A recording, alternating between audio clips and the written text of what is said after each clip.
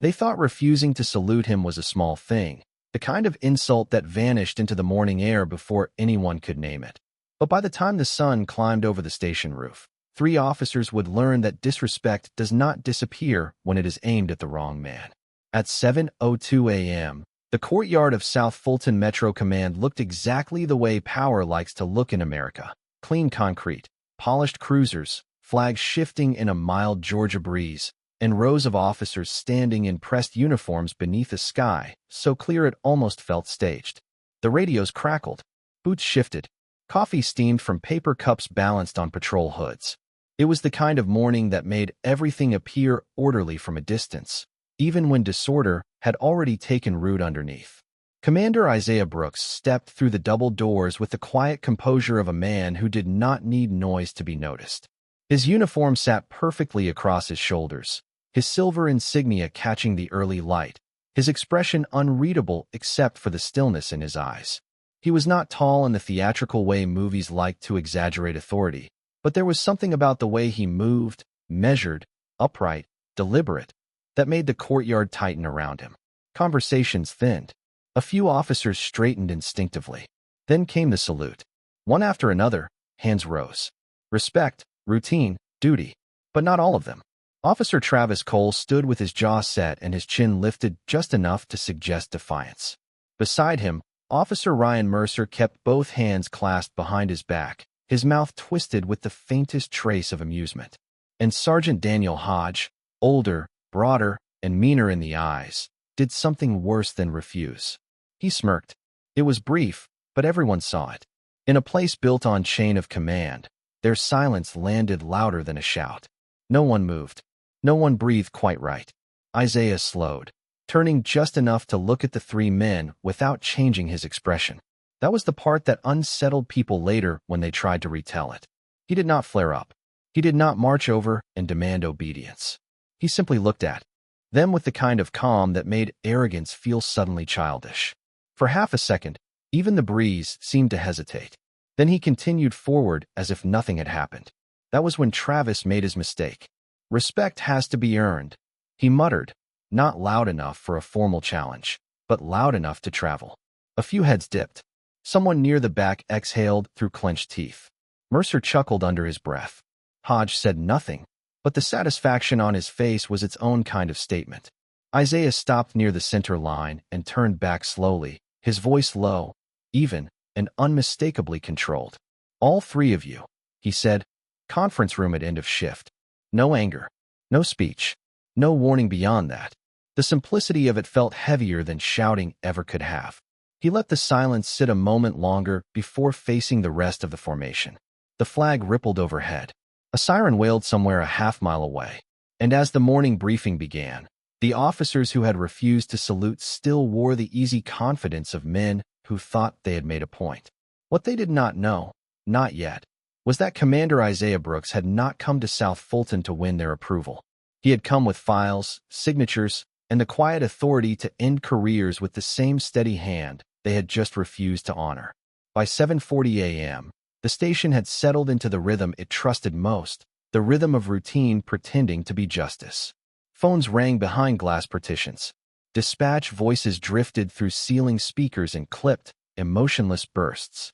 Fluorescent lights hummed above bulletin boards crowded with shift assignments, patrol maps, and policy memos that too many people treated like decoration instead of duty. South Fulton Metro Command was awake now, but beneath the ordinary movement of the building, something tighter had begun to coil. The courtyard moment had not disappeared. It had followed everyone inside. Commander Isaiah Brooks moved through the main hallway with the same steady pace he had carried into formation, not fast, not slow, just certain. Officers stepped aside for him, some out of respect, some out of instinct, and some because they could not quite read what sat behind his silence. He passed the framed commendations near the front desk, the faded photographs of former command staff, the recruiting poster with its polished promise of honor and service, and he said nothing. But he noticed everything. He noticed who nodded and who looked away. He noticed which conversations stopped when he came near and which ones lowered into whispers after he passed. He noticed who understood the weight of the morning and who still thought it had been a joke. In the operations bullpen, Travis Cole leaned back in his chair like a man performing confidence for an invisible audience. He spun a pen between his fingers and grinned at Ryan Mercer, who was pretending to review overnight calls while clearly enjoying the attention they had earned. Sergeant Daniel Hodge stood at the coffee machine with the settled arrogance of someone who had spent too many years surviving by making other men mistake stubbornness for authority. "He is trying to make an example out of us," Mercer said under his breath. Hodge did not even look up. "Only if we let him." Travis smirked. "A salute is not owed. Not automatically." The words floated in the stale office air, light and careless on the surface, but everyone within earshot understood what was buried underneath. That was how places like this worked. Very little was said directly. It lived in tone, in timing, in who got the benefit of the doubt and who had to prove he belonged every single day. Across the room, a younger patrol officer named Leah Whitaker kept sorting incident folders even though her hands had slowed. She had been at South Fulton less than 2 years, long enough to recognize the department's habits, not long enough to feel safe naming them. She had seen Commander Brooks's file photo before he arrived, along with the memo announcing his transfer from internal command review. She knew the rumors too. He was clean, careful, unmoved by pressure.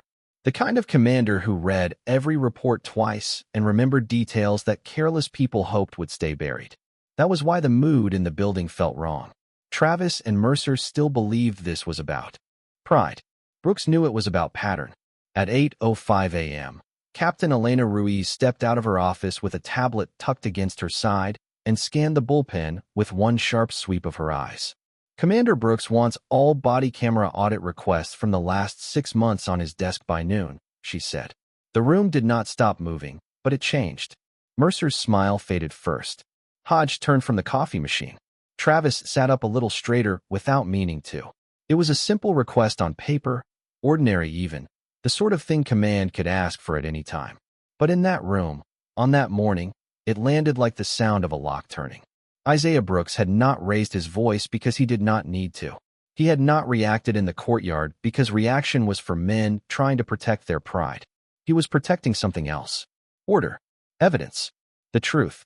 And somewhere beneath the noise of ringing phones and humming lights, more than one officer began to realize that the end-of-shift meeting was no longer the part they should fear most. At 9:12 a.m., the station no longer felt like a building running on routine. It felt like a building listening to itself. Every printer tray sliding shut, every keyboard clicking behind half-open office doors, every dispatch update spilling through the speakers seemed sharper now, as if the walls of South Fulton Metro Command understood that something important had begun moving beneath the surface. Commander Isaiah Brooks sat inside his office with the blinds open and the door cracked just enough to signal that he was present, accessible, and fully aware of what the hallway was carrying toward him. Sunlight stretched across the edge of his desk in clean gold lines, touching the corners of neatly stacked reports, internal review binders, and a legal pad filled with precise notes written in dark blue ink. He did not rush. That was the detail people kept missing about him. In a department where nervous men often hid their uncertainty behind volume, Isaiah's stillness felt unnatural to those who had spent years confusing noise with strength. He reviewed the morning incident log, then the audit request list Captain Elena Ruiz had forwarded, then the personnel summaries of the officers assigned to his command. Every page told a version of the same story. Complaints that never fully developed. Patterns that never officially existed.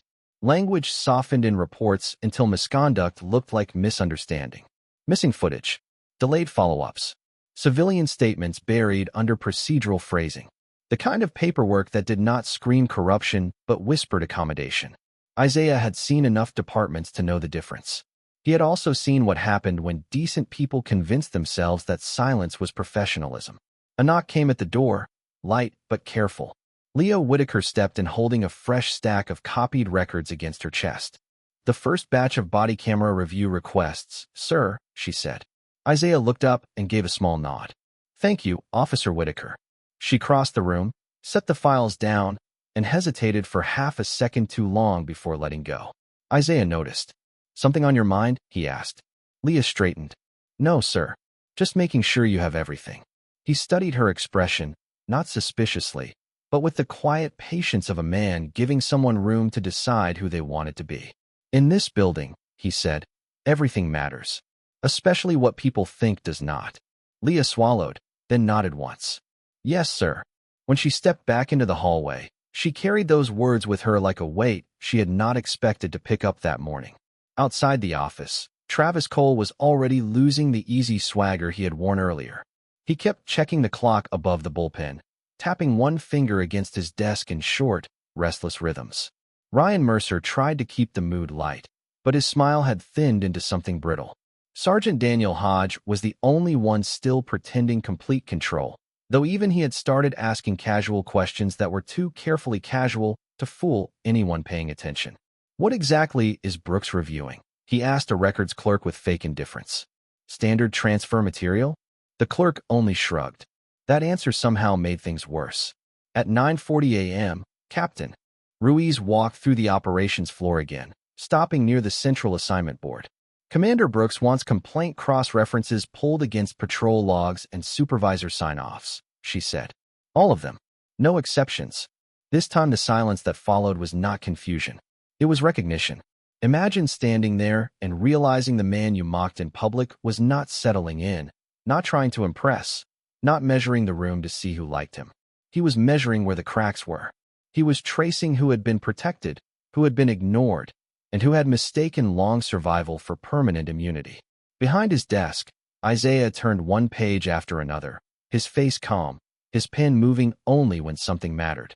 Outside, the station continued breathing through lights and radios and paperwork and polished uniforms. But the balance had shifted now. The men who had refused him a gesture of respect still believed the real reckoning would come at the end of shift. They were wrong. It had already started the moment Isaiah Brooks decided to read everything they hoped no one ever would. By 10:18 a.m., the pressure inside South Fulton Metro Command had become too heavy to hide behind jokes. It was there in the way conversations cut off when Commander Isaiah Brooks stepped into a hallway, in the way chairs shifted when Captain Elena Ruiz crossed the bullpen, and in the way people suddenly found reasons to recheck reports they had signed months ago without a second thought. The station still functioned, of course. Calls still came in. Units still rotated through patrol zones. Clerks still sorted intake forms beneath the stale hum of overhead lights. But routine had lost its innocence. Now everything looked like evidence. Travis Cole felt it first in his stomach, a low irritation he tried to dress up as anger. He did not like uncertainty, and Brooks had introduced the kind that made a man question not what was happening, but how much had already been seen. Ryan Mercer handled it differently. He kept talking. He joked with a records tech near the copier. He laughed too loudly at a comment no one else found funny. He leaned back in his chair like a man, trying to perform ease for the room, but every few minutes his eyes drifted toward the hallway leading to command offices. Sergeant Daniel Hodge said less than both of them, which was how people who knew him recognized the change. He had built his reputation on knowing the unwritten rules of the department, on understanding which complaints faded, which names carried protection, and which young officers could be taught the difference between procedure and power. Men like Hodge survived by believing the system had already chosen its favorites. They rarely imagined the system could be made to look back at them. At 10:26 a.m., an email alert hit the command floor.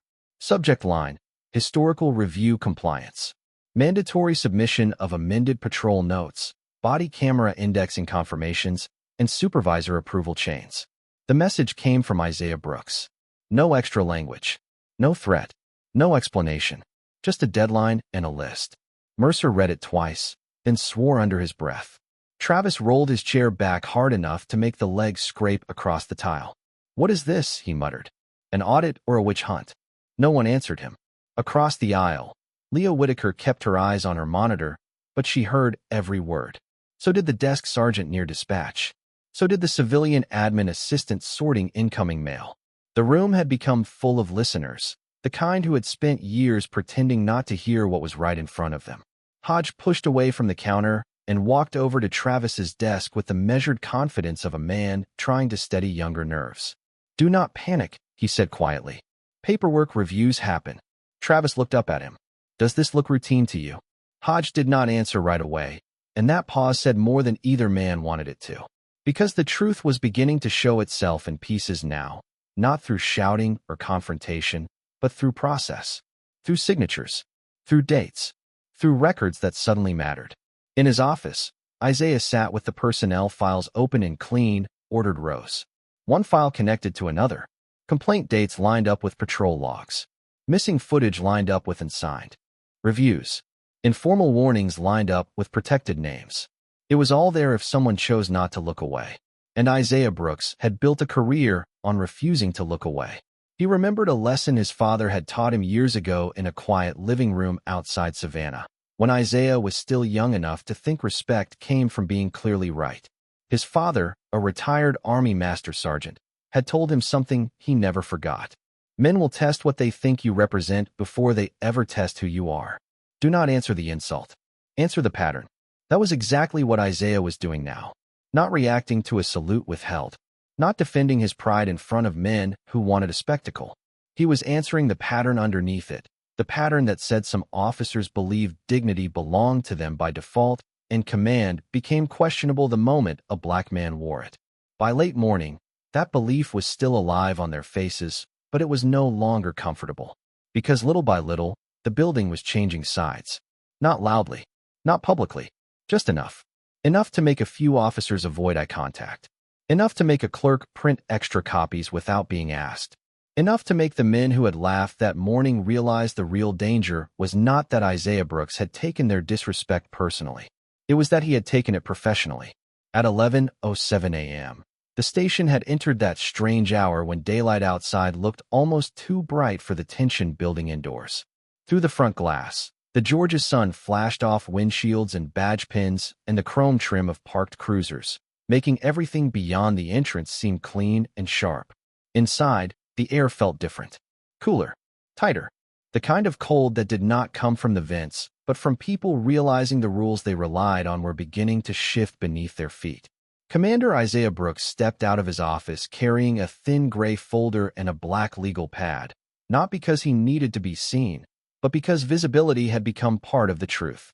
Every movement of his now carried meaning. Officers tracked him without wanting to admit they were tracking him. Clerks lowered their voices when he passed. Even the old wall clock over dispatch seemed louder than it had that morning, each tick pushing the building closer to whatever waited at the end of shift.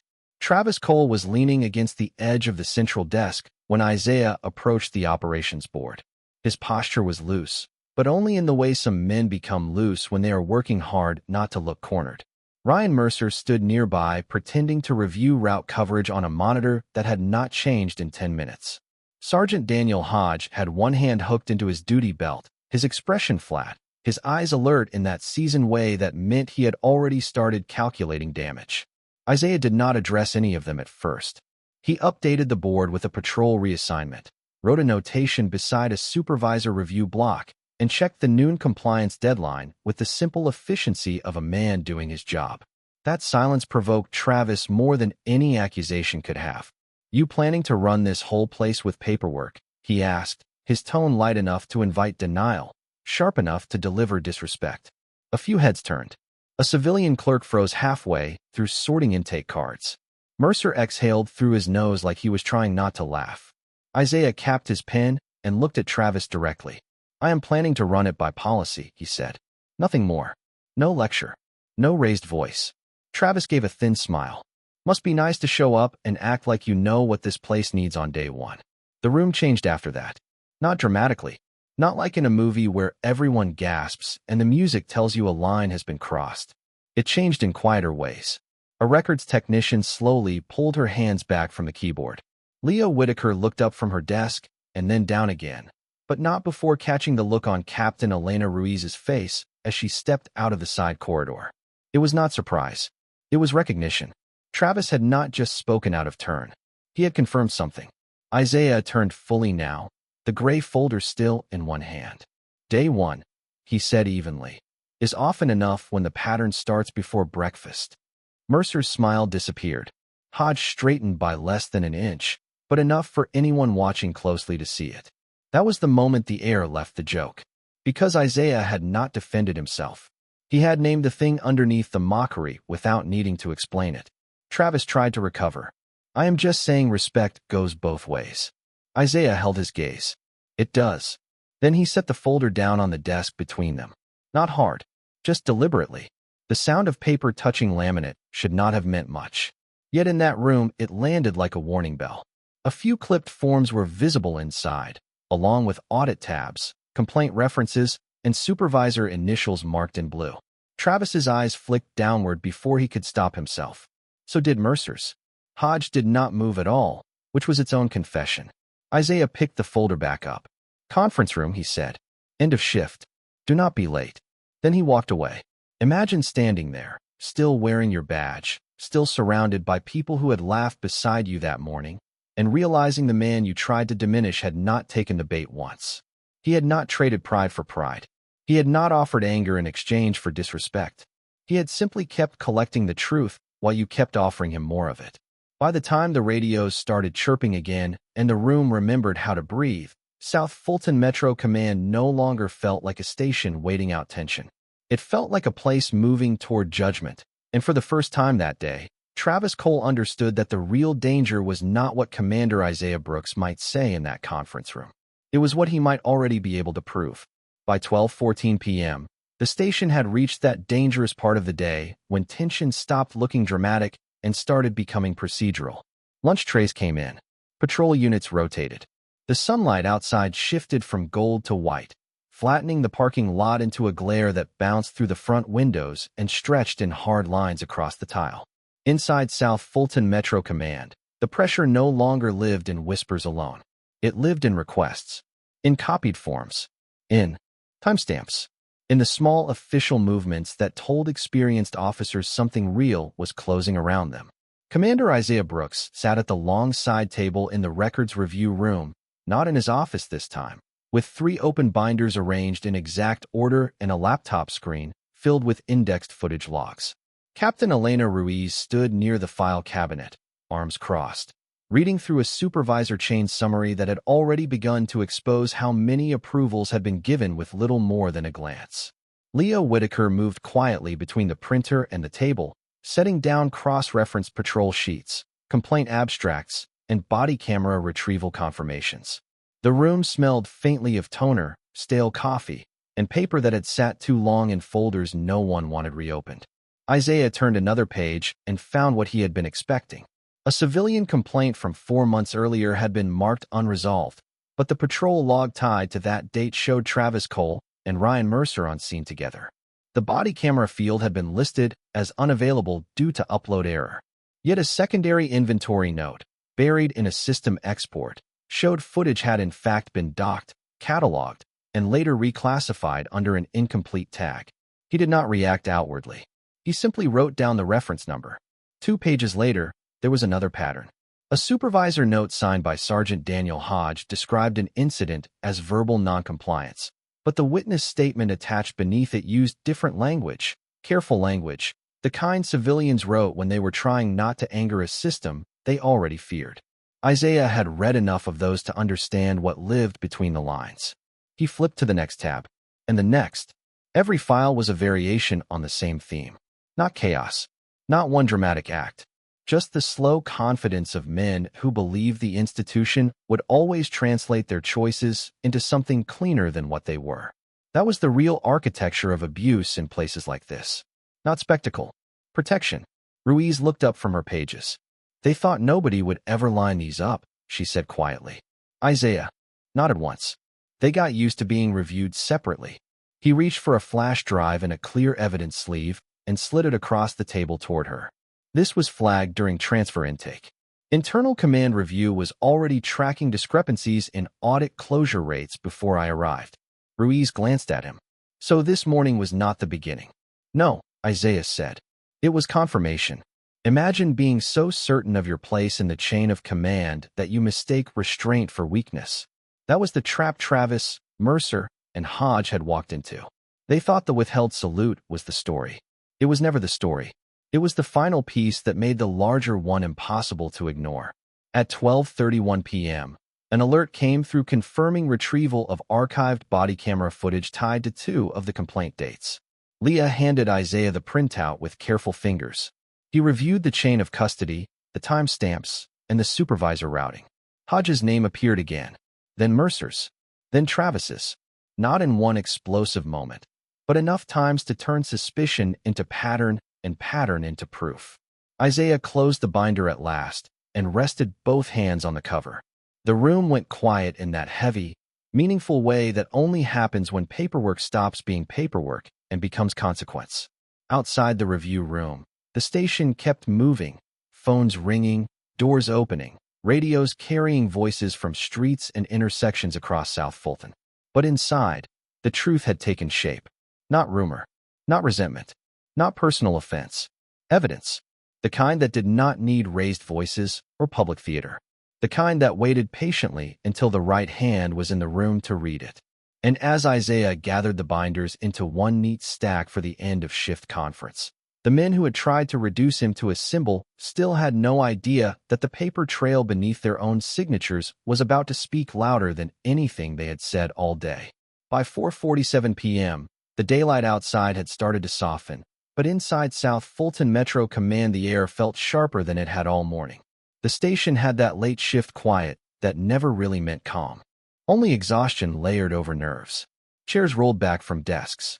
Computer monitors dimmed and woke again.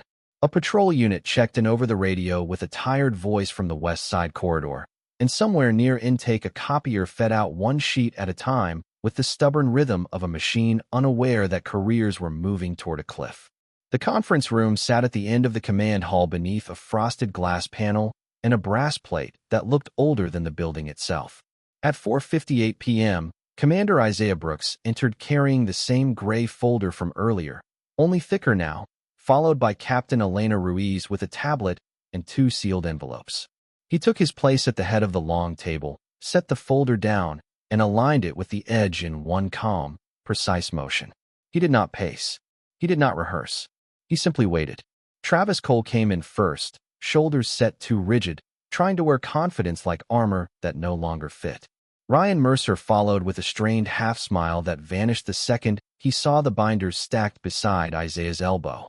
Sergeant Daniel Hodge entered last, slower than usual, his face drawn into the careful blankness of a man who had spent years hiding concern behind rank. No one sat until Isaiah told them to. "Have a seat," he said, and even then the scrape of their chairs sounded uneasy. Ruiz remained standing against the wall, silent, observant, official. For a few seconds, no one spoke. The room held that kind of silence that presses against the ears, the kind people remember later because they can still feel it in their chest. Then Isaiah opened the gray folder. "This meeting concerns conduct, compliance failures, omission of evidence indexing, and repeated disregard for departmental chain of command," he said. His voice stayed level, not cold exactly, but clean, stripped of emotion the way a courtroom transcript is stripped of excuses. Travis leaned back and tried a small laugh that died on its way out. "All this over a salute?" he asked. Isaiah looked at him without blinking. "No," he said. The salute was not the problem. It was the symptom. That landed harder than any accusation. Mercer shifted in his seat. Hodge kept his eyes forward. Isaiah turned the first binder around and slid it down the table. Inside were copied complaint logs, patrol assignments, and body camera archive tags marked with dates from the last 6 months. Then came the next binder. Supervisor approvals, reclassification notes, unresolved civilian statements attached to incidents they had all treated as closed. Then a third, audit discrepancies with signatures. Their signatures. 3 separate complaint chains were delayed or downgraded after review by this command structure, Isaiah said. 2 indexed recordings were mislabeled after retrieval. 1 witness statement was routed without follow-up. All 3 of you appear in those records. Mercer opened his mouth, but nothing came out. Travis picked up 1 page, then another, his eyes moving faster each second as if speed could change what he was reading. Hodge finally spoke, his voice lower than it had been all day. "You are making a lot out of administrative mistakes." Isaiah folded his hands. Administrative mistakes do not repeat in the same direction unless someone benefits from them. Imagine sitting there and realizing the man you dismissed at sunrise had spent the whole day laying your own paper trail in front of you, page by page, until denial started sounding childish even to the person saying it. Ruiz stepped forward then and placed the 2 sealed envelopes on the table. Isaiah opened them, removed the documents inside, and set 3 separate notices before the men across from him. The room seemed to narrow around the sound of paper sliding over polished wood. Travis stared at the heading first. Mercer looked to Hodge as if rank could still save him. Hodge did not reach for his document at all. Isaiah uncapped his pen. There was no speech, no anger, no triumph. Only the small, deliberate sound of ink meeting paper as he signed the first suspension order, then the second, then the third. By the time he placed the pen back on the table, the room no longer belonged to pride or mockery or the old confidence of men who thought protection was permanent. It belonged to proof. For a moment after the last signature dried, no one in the conference room seemed able to remember how ordinary sound worked. The air conditioner hummed overhead. A patrol radio crackled faintly from somewhere out in the hall. Traffic rolled past the station outside in the soft blur of late afternoon, but inside that room, all of it felt far away, like the world had stepped back to watch 3 men finally meet the weight of their own names on paper. Travis Cole was the first to move. He picked up the suspension notice with fingers that no longer looked steady and read the first page, then the second, then the heading again, as if the language might rearrange itself into something less final. It did not. The color in his face changed by slow degrees, not dramatic, just enough to reveal that confidence had left before he had noticed it going. Ryan Mercer sat frozen for 2 full seconds longer, eyes fixed on the line carrying Commander Isaiah Brooks's signature. The same hand he had refused to honor that morning now carrying the authority to halt his badge, his schedule, and his place in the building he had mistaken for permanent ground. Sergeant Daniel Hodge did not reach for his notice right away. He stared at Isaiah with the old instinct of a man who had survived too long by assuming rank could outlast accountability. "You are overstepping," he said at last, though even he could hear how weak it sounded. Isaiah did not lean forward. He did not harden his voice. He simply met the sergeant's stare and answered with the kind of clarity that leaves no room for performance. "No, Sergeant. I am documenting what your chain of command failed to correct." Captain Elena Ruiz stepped away from the wall and placed her tablet on the table beside the binders. "The suspension orders are effective immediately pending full review," she said. Her tone was neutral, but there was something final in it, something that told the room this was no bluff, no temporary scare tactic, no internal theater designed to cool tempers. This was procedure catching up to men who had built their identities around the belief that procedure could always be bent for them. Travis looked toward Ruiz, as though hoping for a softer interpretation from someone else. "In command. You are backing this?" he asked. Ruiz held his gaze. "I am witnessing it." Those 4 words landed with their own kind of force. Mercer let out a slow breath and sank back into his chair, the fight draining out of him not because he suddenly understood morality, but because he finally understood consequence. Hodge picked up his notice then, read the first paragraph, and set it back down with a care that felt almost ceremonial. The room had stripped him of the one thing men like him trusted most, the illusion that experience alone could shield them from review.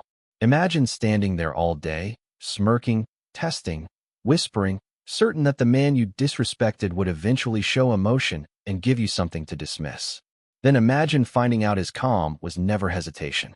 It was discipline. It was preparation. It was the stillness of someone who knew truth did not need to rush because lies always leave a paper trail behind them.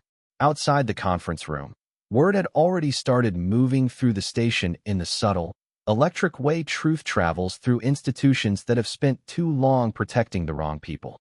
A clerk near intake stopped mid-sentence when she saw Captain Ruiz through the glass. A patrol officer coming off shift slowed near the hallway, taking in the sealed expressions and the documents on the table. Leah Whitaker stood by the copy room door with a stack of forms in her hands, not eavesdropping exactly, just witnessing the shape of a system doing something rare and necessary in real time. Inside, Isaiah gathered the binders and aligned them once more. "You will surrender departmental access cards before leaving the building," he said. "You will not contact witnesses, alter records, or attempt to interfere with ongoing review. No anger, no gloating, just terms." The kind of language that reveals how little this moment was about revenge. It was about boundary, duty, repair. Travis rose too quickly, then stopped, the motion unfinished. like his body had outrun the reality his mind was still trying to reject. Mercer remained seated, eyes lowered. Hodge stood last, slower than either of them, carrying the heavy silence of a man realizing that what had collapsed was not simply a day or a position, but a way of moving through the world without ever expecting to be checked. Isaiah remained at the head of the table, composed and unreadable, while the men who had withheld respect that morning walked out under the full authority of the signature they had mocked. The sun was already sinking behind the station by the time the conference room door opened again, washing the hallway outside in a tired amber light that softened the edges of everything except the truth. South Fulton Metro Command had changed in a single day, not because the building itself looked any different, but because the people inside it had been forced to see what had always been there. Travis Cole walked out first, suspension notice in hand, no swagger left in the set of his shoulders. Ryan Mercer followed with his eyes lowered, moving like a man who had finally realized that mockery sounds different when it echoes back as evidence. Sergeant Daniel Hodge came last, slower than both of them, his face fixed in that empty expression worn by men who are trying to hold on to dignity after spending years confusing protection with respect. No one stopped them. No one mocked them back. That was the thing about real accountability. It did not need to perform itself. It did not need laughter or revenge or loud declarations in front of an audience. It only needed light.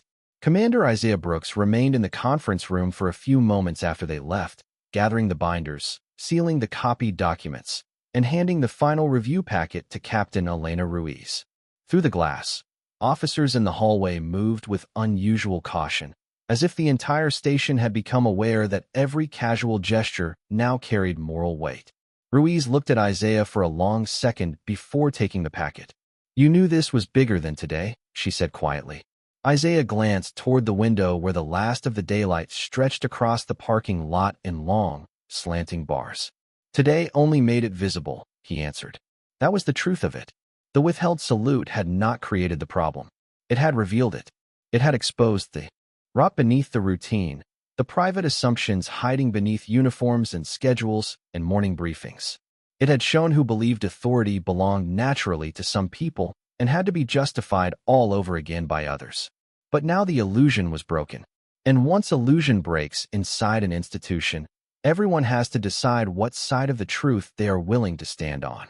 Out in the bullpen, Leah Whitaker was still at her desk, finishing the last of the compliance copies. She looked up as Isaiah stepped into the hallway, and for the first time all day, the room did not avoid his presence. Conversations paused, yes, but not out of discomfort. Something quieter had taken its place. Recognition. A patrol officer near dispatch straightened. A clerk by intake nodded.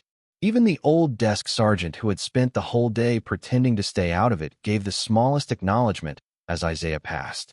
It was not dramatic. It was not cinematic in the obvious way. But in a place where silence had protected the wrong people for too long, small shifts mattered. Isaiah stopped near the center of the operations floor and looked out over the station, at the glowing monitors, the stacked reports, the flags near the front entrance, the officers coming off shift with the weariness of long hours written into their faces.